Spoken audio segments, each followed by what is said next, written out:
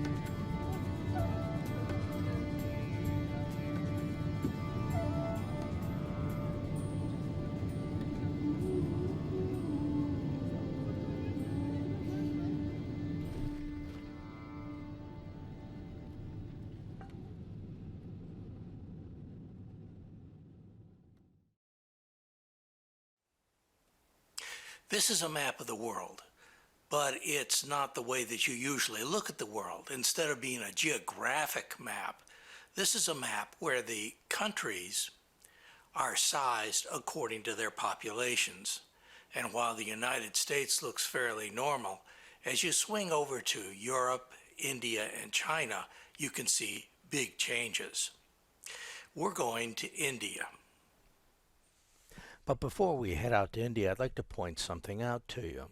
I noticed when I was looking at this map that Russia is actually smaller than Nigeria when you figure it according to the populations of the country. That means that Nigeria is a lot bigger than I thought it was in terms of population, and Russia is a heck of a lot smaller than I thought it was in terms of population.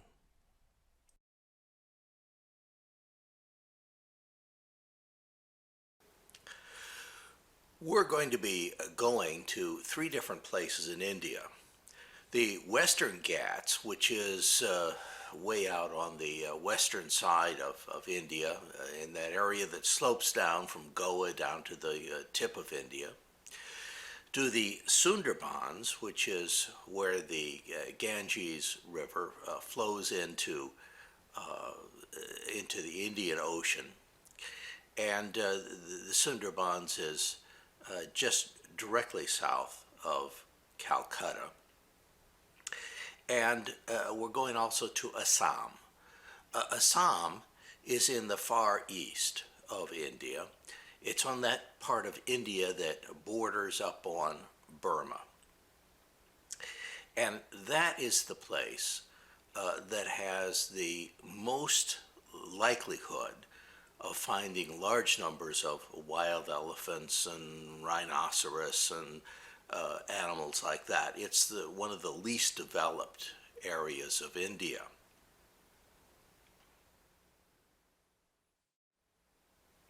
Now, in order to get into Assam, and for that matter the Sundarbans, the best place to fly into is Calcutta. And so that's what we're going to be doing. Calcutta is on the Ganges River, just a little bit north of where it flows into the Indian Ocean. And that's the place where the East India Company got its start. The East India Company was a British company.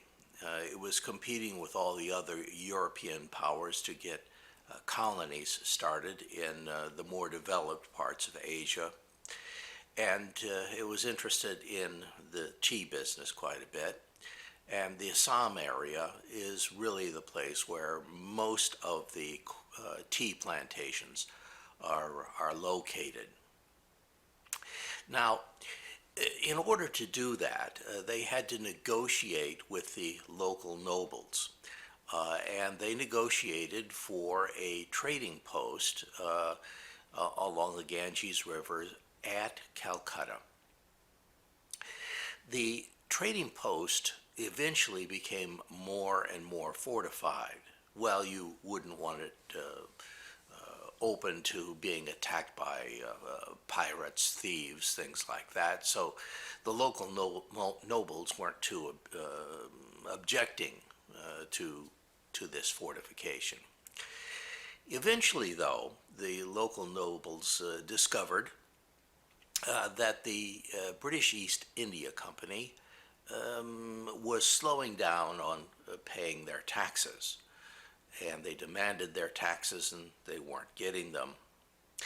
And so the local nobles decided that they were going to have to take Calcutta back. Now, by this time, the British had built what they called Fort Williams. Fort Williams today is a star fort. It's been rebuilt more than once.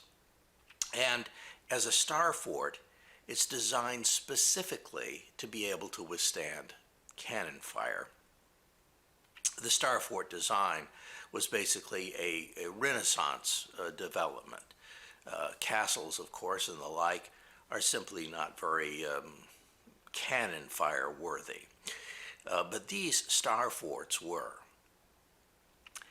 You can still see it on the map of Calcutta as a star fort, and it's still in use by the Indian Army right now.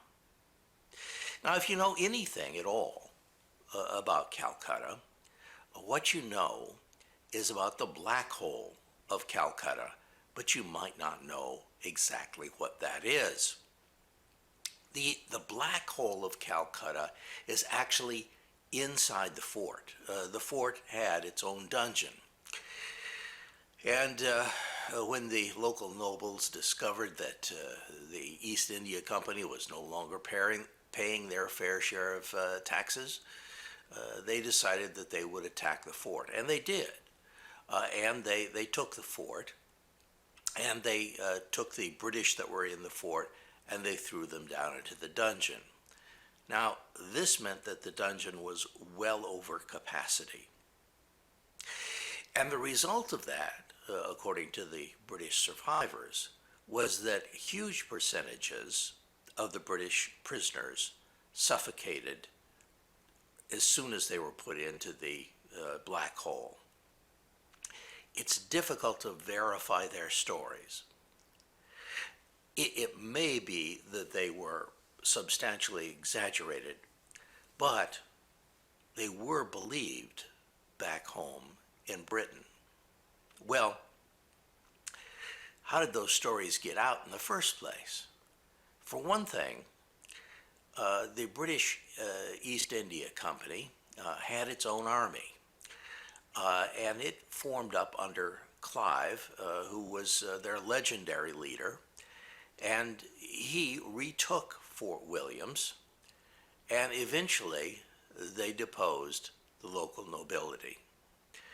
And Calcutta now becomes the hub of what would later become the British Empire in India. Eventually, the climate in Calcutta caused it to be undesirable. And like many an Indian ruler before them, eventually the capital of British India is moved from Calcutta to Delhi, where the elevation makes the temperatures and the humidity less oppressive. I'm in downtown Calcutta. We're actually at St. John's Church. This is the part of old Calcutta. And the thing behind me is a monument to the people who died in the Black Hole of Calcutta that I told you about earlier. This particular monument was at the site of Old Fort William, but it was moved to St. John's after a while. And there are indications at the old post office where the fort had been that show where the old fort was located. There's a brass line there. And nobody knows exactly where the black hole itself was, but we've got a fair idea because we know basically what the outline of the fort looked like. In any event, this is the monument to the black hole of Calcutta. My guide who took me here actually had a personal family relationship with Robert Clive. It seems that they were big supporters of his, and they were very happy to get rid of the Muslim rule, and they welcomed the British offer of religious tolerance, and so much so that they granted the land that St. John's Church was built on. His family personally granted that land. And you can find his ancestor in some of the pictures, some of the paintings that depict Robert Clive. His ancestor is behind the second redcoat, Robert Clive being the first redcoat in this particular scene. Meanwhile, if we go back to the site of the original Fort William, there are several plaques, and there are some brass lines in the ground that depict what the original footprint of the fort was. The odd part about this is that the local bureaucrats that are running the government post office, which is on the site now, were very unhappy about us being there and extraordinarily unhappy about me taking any particular pictures, and in fact they actually threw us off the grounds, so I only got a couple of snapshots